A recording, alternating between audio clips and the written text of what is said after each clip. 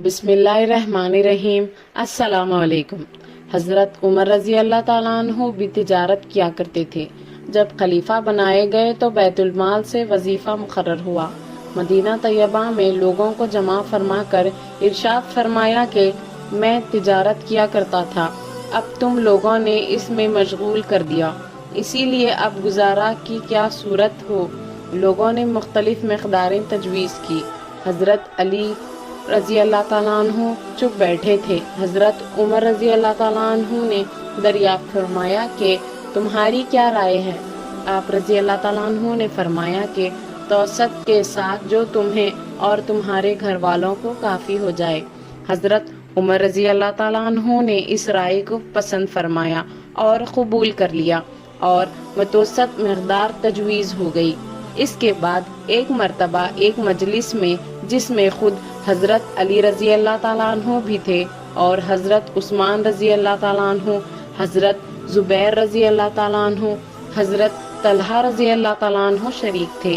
ये जिक्र आया कि हज़रत उमर रज़ी अल्लाह ताला अन्हु के वजीफे में इजाफा करना चाहिए कि गुज़र में तंगी होती है, मगर उनसे अर्ज़ करने की हिम्मत ना हुई। इसीलिए इनकी साहिबजादी हज़रत हफ्सा रज़ी अल्लाह ताला अन्हा, जो हुजूर सल्लल्लाहु अलैहि वसल्लम की बीवी होने की वजह से उम्मुल मोमिनीन भी थी, उनकी खिदमत में ये हजरात तशरीफ़ ले गए और उनके ज़रिए से हज़रत उमर रज़ी अल्लाह ताला अन्हु की इजाज़त और राय मालूम करने की कोशिश की और साथ ही ये भी कह दिया कि हम लोगों के नाम मालूम ना हों।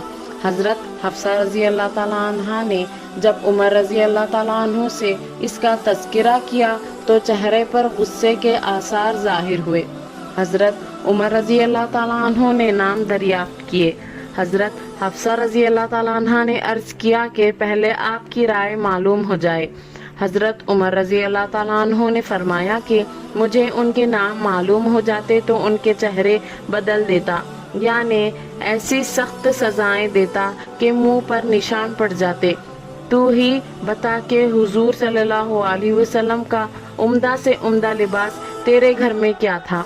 इन्होंने अर्ज़ किया कि 2 कपड़े गिरवी रंग के, जिनकी हुजूर सल्लल्लाहु अलैहि वसल्लम जुम्मा के दिन या किसी वफ्द की वजह से पहनते थे।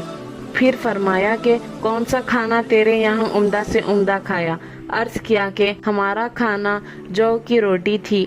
हमने गरम गरम रोटी पर घी के डब्बे की तिलचट उलट कर इसको एक मर्तबा चुपड़ दिया तो हुजूर सल्लल्लाहु अलैहि वसल्लम खुद भी इसको मज़े लेकर नौश फरमाते थे और दूसरों को भी खिलाते थे। फरमाया कौन सा बिस्तर उम्दा होता था जो तेरे यहाँ बिछाते थे। अर्ज़ किया एक मोटा सा कपड़ा था, गर्मी में इसको चौहरा करके बिछा लेते थे और सर्दी में आधे को बिछा लेते और आधे को ओढ़ लेते। फरमाया कि हफ्सा रज़ी अल्लाह ताला अन्हा इन लोगों तक ये बात पहुंचा दे कि हुजूर सल्लल्लाहु अलैहि वसल्लम ने अपने तर्ज अमल से एक अंदाज़ा मुकर्रर फरमा दिया और उम्मीद आखिरत पर कफ़ायत फरमाई। मैं भी हुजूर सल्लल्लाहु अलैहि वसल्लम का इत्तिबा करूँगा। मेरी मिसाल और मेरे 2 साथी हुजूर अक़दस सल्लल्लाहु अलैहि वसल्लम और हज़रत अबू बकर सिद्दीक़ रज़ी अल्लाह ताला अन्हु की मिसाल इन 3 शख्सों की सी है जो एक रास्ते पर चले। पहला शख्स एक तोशा लेकर चला और मकसद को पहुंच गया। दूसरे ने भी पहले का इत्तिबा किया और इसी के तरीके पर चला, वो भी पहले के पास पहुंच गया। फिर तीसरे शख्स ने चलना शुरू किया।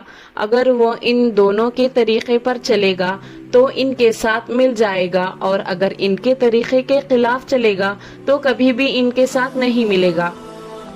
ये इस शख्स का हाल है जिससे दुनिया के बादशाह डरते थे, कांपते थे कि किस जाहिदाना जिंदगी के साथ उम्र गुजार दी। एक मर्तबा आप रज़ी अल्लाह ताला अन्हु खुतबा पढ़ रहे थे और आपकी लुंगी में 12 पेवंद थे, जिनमें से एक चमड़े का भी था। एक मर्तबा जुमा की नमाज के लिए तशरीफ लाने में देर हुई तो तशरीफ लाकर मौज़रत फरमाई कि मुझे अपने कपड़े धोने में देर हुई और इन कपड़ों के अलावा और नहीं थे।